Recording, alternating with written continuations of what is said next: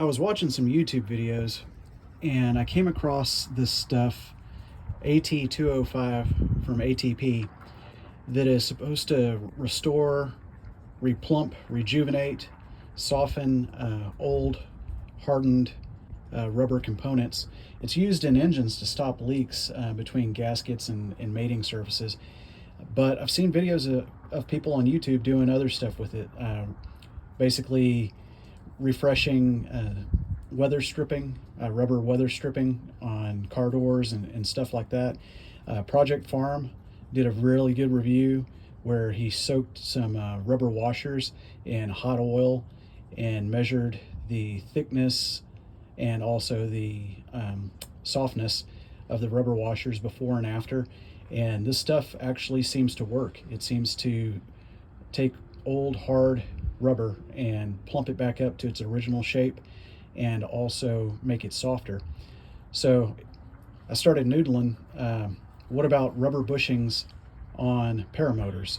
Those things see a lot of hard use, a lot of vibration, heat, and they get old and they get dried and they get hard and cracked.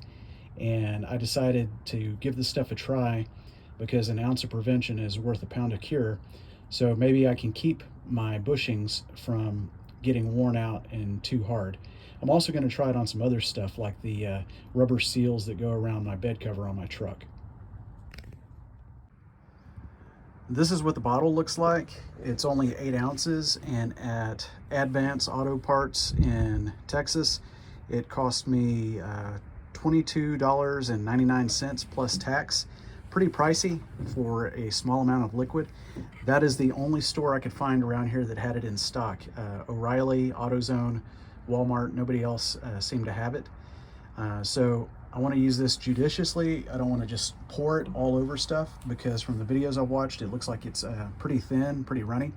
So I'm going to pour just a little bit inside of a glass jar, and then I'm going to use a paintbrush to apply it to my rubber bushings and my other rubber parts to see if it can bring them back to life.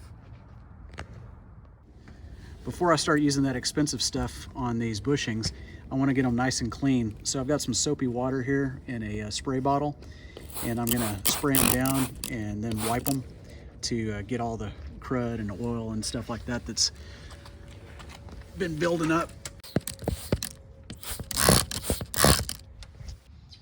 Now with these bushings bolted to the frame, they're under compression.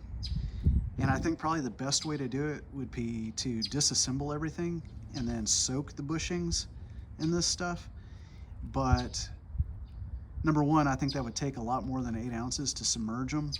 And then number two, you know, I'm just not gonna disassemble everything for this experiment.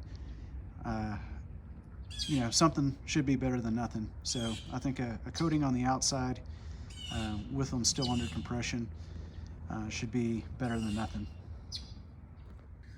So that's going to be my method of delivery. A little bit in a glass jar with a clean paintbrush. Heck, while I'm at it, I'm just going to go ahead and put some on this spark plug wire and boot.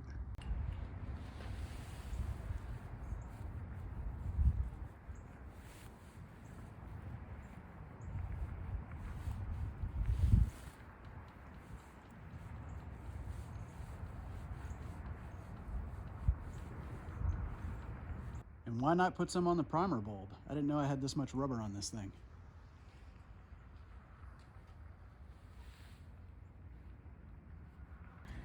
And now I'm going to put some on these rubber seals on my bed cover for my truck.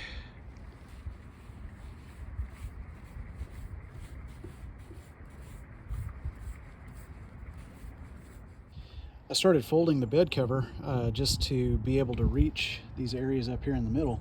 And I didn't even realize that I've got more rubber seals down here on this mounting track inside. So I'm going to go ahead and hit those too.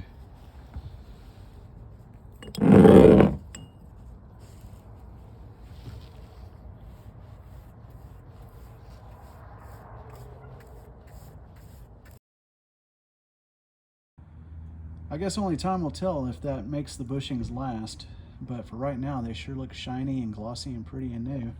And same thing for my spark plug boot and my primer bulb. So we shall see.